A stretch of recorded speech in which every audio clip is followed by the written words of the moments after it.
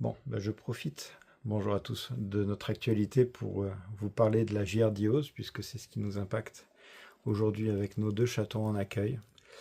Donc, la giardiose, qu'est-ce que c'est? C'est en fait de la diarrhée que connaissent les chats.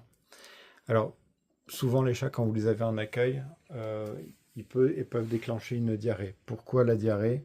Ça peut être le stress parce que vous changez d'environnement, ça peut être parce que vous changez d'alimentation, les croquettes. C'est pour ça que quand un changement alimentaire, on fait ce qu'on appelle une transition pour passer doucement de croquettes à d'autres croquettes.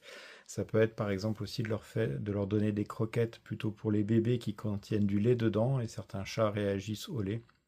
Donc la diarrhée ne veut pas dire forcément giardiose, mais c'est quelque chose qu'il faut surveiller de toute façon traiter.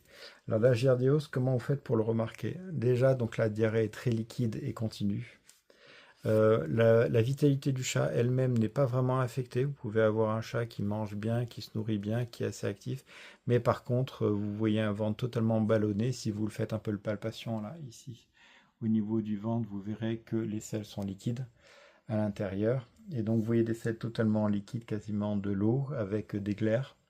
Et l'autre particularité, c'est l'odeur. Une odeur très caractéristique, bien sûr que je ne saurais pas décrire, mais vraiment forte. Là, je crois que c'est les troisièmes chats que nous avons avec de la giardiose. Et franchement, c'est une odeur, on ne peut pas la rater. On ne peut pas la rater, donc il faut être vigilant à ce cumul à la fois de diarrhée liquide et persistante et également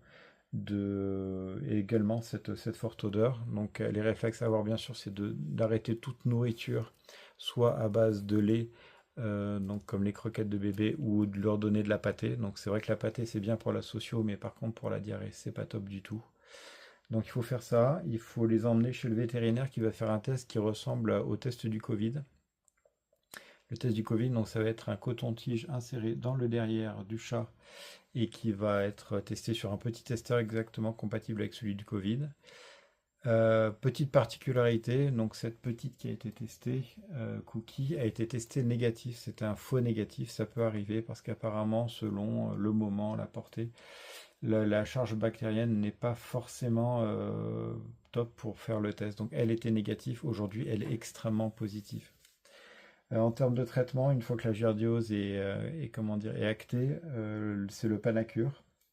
Le Panacur qui n'a pas été, et du Fortiflora pour refaire la flore intestinale. Le Panacur n'a pas été super efficace pour les deux.